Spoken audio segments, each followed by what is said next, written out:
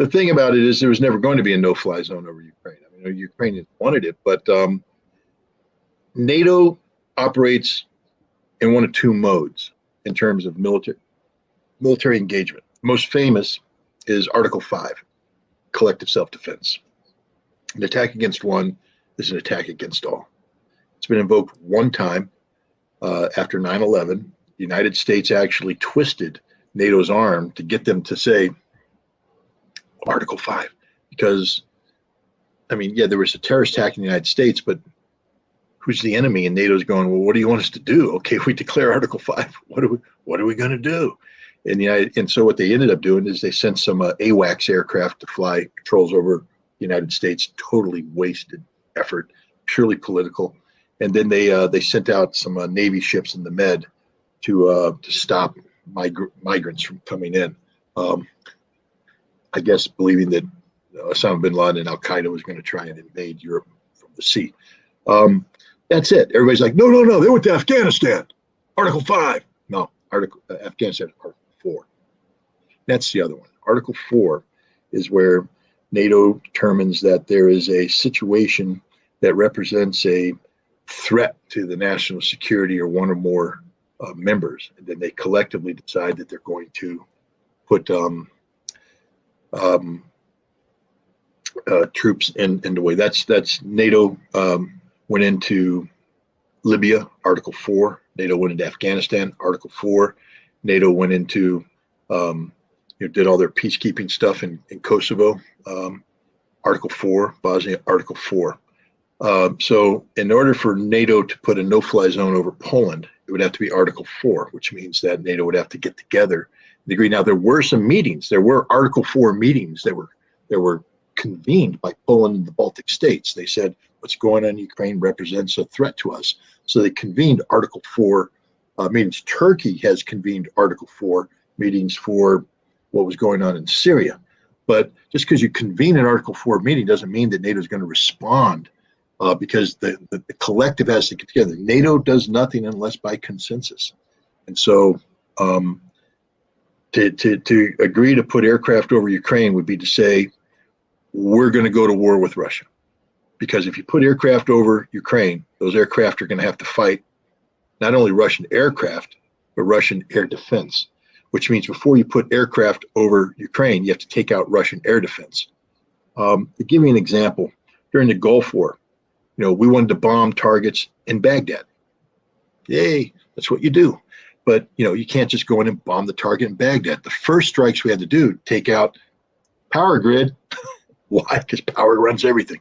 The second thing you do is you take out the command and control centers, including what we called ATOCs, Aerial Tactical Operations Centers, and SOCs, Sector Operations Centers. They're part of their integrated air defense. So you take these out so they can't communicate. Then you have to pop all the radars. Before the airplanes went in, we sent in a special forces team and helicopters that blew up radars that were on the Iraqi-Saudi Arabian border, Task Force Normandy, took out the radars so the planes could go through without being detected. And then as the planes are moving in, we have these wild weasels. These are the guys that are flying around trying to get the radars to pick them up. Then they come in and fire some harm missiles off, pop the radars. And then we have to take out the air defense systems themselves. There's a whole crap load of airplanes out there doing anything but bombing the target we wanted to bomb to make it possible to bomb the target we wanted to bomb. So if you wanted to put a no-fly zone over Ukraine, you'd have to go to war with Russia, literally. And you'd have to be able to strike targets not just in Ukraine, but in Russia, because Russia has air defense systems like the S-300, S-400, the S-500, that have the ability to be based in Russia but control Ukrainian airspace. So now you have to bomb Russia. Hey, you might as well just take a knife, cut your own throat, and call it quits, because you're just basically saying, we want to go to nuclear war with Russia. And NATO doesn't want to go to nuclear war with Russia, which is why there will never be a no-fly zone over Ukraine. Who do you think shells civilians? Who do you think we know? Washington Post, Amnesty International, they don't like the Russians at all, but they are compelled to admit that the Ukrainians use civilians as human shields. That's their tactic. So if you're being blown up by a goddamn artillery shell and you're a civilian in Ukraine, it's the Ukrainian artillery that's doing it. Stupid son of a bitch. And yet you allowed yourself to be played like a fool for 60 minutes. Why? Well, because you live in Ukraine, and anybody who speaks out against the government is shot. That's the other part of the story I told you about. They don't even, Bucha, let's remember what Bucha was. Bucha happened. First of all, there's two aspects of Bucha. It was a frontline fighting place. I mean, there was frontline fighting. The people that were in the Russian area lived quite well. The Russians did not abuse them. Now, there were some insurgents. There were people out there spying, and there were people doing the, we're going to, report the movement of the Russians to the Ukrainians. Those are spies. And they were arrested. And sometimes when you get arrested as for a spy, bad things happen to you. But the average Ukrainian who sat there and said, okay, we have Russians here, they weren't malnourished. The fact is, if they were hungry, the Russians gave them humanitarian aid package. That was a kiss of death. Should have done that, apparently, because if you accepted Russian food, you're now a collaborator. If you're somebody who, when the Russians came up and said, hey, we want to do a contract with you, we'd like to exchange dry goods for your dairy products. They go, okay, we're in the business here. You do that, kiss of death. You just collaborated with the Russians. Fact is, anybody who talked to the Russians, anybody who did anything, if you're a school goddamn teacher and you continue to teach your school or teach sports while you're occupied by the Russians, you're a traitor. They literally arrest you, take you in the backwoods, and they shoot you, they being the Ukrainians. We know this as a fact. The people that were filmed dead between April 1st and 2nd, the Russians had already left days ago. These are people that woke up to hear a broadcast from a Ukrainian government official saying, stay in your homes. The security forces will be conducting a cleansing operation. Do not be alarmed at the gunfire. Stay in your homes. And they went, what the hell do they mean by cleansing operation? Then they got on the internet. Boom, there's the security services safari unit. As a battalion adjunct, these are the bad neo-Nazi guys that kill everybody. And they said, we're going to be going in and cleansing the area of the collaborators. Anybody who dealt with the Russians. And they went, holy shit, I dealt with the Russians. So they put on the white armband, they got on their bicycle, they grabbed their stuff, and they started pedaling towards the Russian line. And in comes Safari, and they kill them, shoot them. They don't, or capture you, then they take you in an alley, tie your hands behind the back, pop you in the back of the head. There's the bodies all over the place, freshly killed bodies. And then the journalists come in and go, oh, look, dead people. And the Ukrainians go, the Russians did this, the Russians did this. And everybody went, oh my God, yes, the Russians did, because it was part of a script. Zelensky came in, everybody came in and started crying, oh, Bucha, the Bucha massacre. Why were they doing this? At the same time this was happening, Zelensky had a team in Istanbul negotiating with the Russians. And we now know, everybody admits it, there was going to be a deal. One of the reasons why the Russians pulled back from Kiev was to say, look, we're buying space, we're showing a good faith thing, we're willing to make a deal here. We're willing to bring this whole conflict to an end. And the Ukrainians were at the table. Boris Johnson flew in. Boris Johnson, Prime Minister of Great Britain, flew in on the instructions of Joe Biden, and he said, no deal. If you cut a deal, we don't support you. All our support's done. No deal, you got to keep fighting. Well, the Ukrainians are like, wait a minute, we wanted that deal because we're sort of getting our asses kicked. We'd like to end this war. If you want us to do this, we're going to need weapons and everything. So the thing was done. How do we get the world to agree to give Ukraine money and weapons? The Bucha massacre. The Russians become the evil thugs. This is pure wartime propaganda. Turn the Russians into the most rapacious, thuggish people on the planet, and then sell them up as the Ukrainians are the good guys. Zelensky's now Winston Churchill. He's King Leonidas in the 300. And there it is, Xerxes, the evil, with his billion-man immortals coming in to rape everybody. And that's the story they told. How do we know? Why do we know this is true? Because the Ukrainians admit it. They had one lady, their director of a humanitarian, whatever she was, out there saying, the Russians raped 25 girls. 16 of them were 9 years old. And they raped them so they could never have babies. No Ukrainian babies. Look how evil those Russians are. They purposely raped the girls so they could never have babies. Wham, wham, wham. And the Ukrainians went, finally everybody went, because journalists, at some point in time, even the worst journalist in the world has to go, I'd like to speak to one of these girls who got raped. And couldn't find any. Why? They didn't exist. And even the Ukrainian government went, oh, damn, she embarrassed us. So they fired her, May 31st. And she was interviewed about it. And they said, well, why'd you lie? She said, look, I was in Italy. And the party was telling us, we ain't giving you any money for Ukraine. We're not doing that nonsense. So I made up a story about raped women. And by the time I finished it, I said, we're going to give you all the weapons you want. So that's what Bucha was. And so what I talk about is the Bucha effect. When Kharkov fell in September, the Ukrainians were doing the same thing, going in trying to create the new Bucha, new mass graves, new everything. It didn't work because this time the Ukrainians weren't being as clever as they were before. This time they literally were filming them, digging the graves. You look down there and there they are, the bodies, hands tied behind the back, women and men in civilian clothes, and they take the man up to the top of the hill, pop him in the head, body rolls down in the grave, and they're laughing about it. They got a guy on camera telling the Ukrainian journalist, he goes, yeah, well, we don't have time to send them in jail. Well, what do you do with them? They disappear. So many of them disappear. There's going to have to be a census after the war to figure out how many disappeared. The man just admitted to mass murder. And even the Western journalists had to sit there and say, holy shit, we can't tell this story. So they stopped telling the new Bucha story. So what does 60 Minutes do? When you can't tell the new story, you resurrect the old story. And that's what 60 Minutes just did, because they got nothing to tell right now. There are no war crimes they can expose about the Russians, because all the war crimes are being committed by the Ukrainians. But you have to keep the interest going. You have to continue to tell the world that the Russians are bad. So you go back to the time-tested story, Bucha, and you breathe new life into it. It's total, utter bullshit. It was bullshit back then. It's bullshit today, and that's why I wrote the piece. I think they're scared to tell the truth. I think they're scared to death to tell the truth because they know what happens to anybody who tells the truth. You're immediately criminalized. You can't tell the truth about Russia. You can't sit there and say, this is what really happened. Where's the forensics? I mean, come on, damn it. Ukraine owns the damn crime scene. Where's the forensics?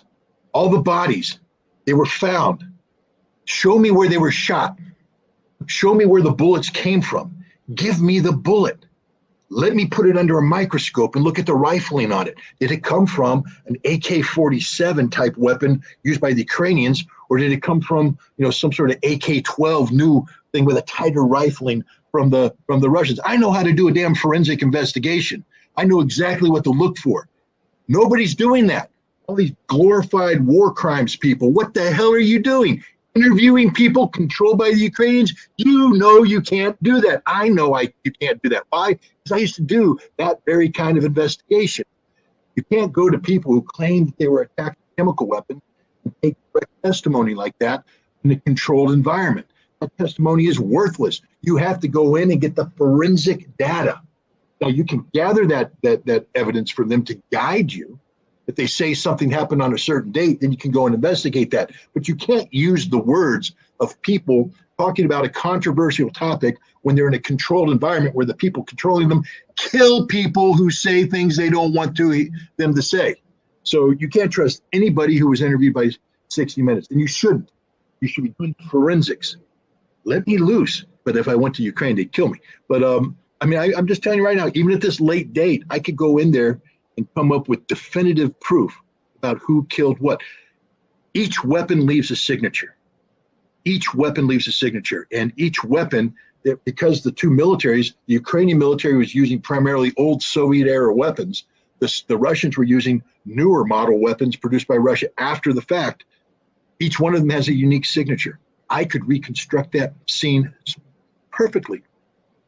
So could anybody else. There's people 20 times better than me that could do this job. Why aren't they doing it?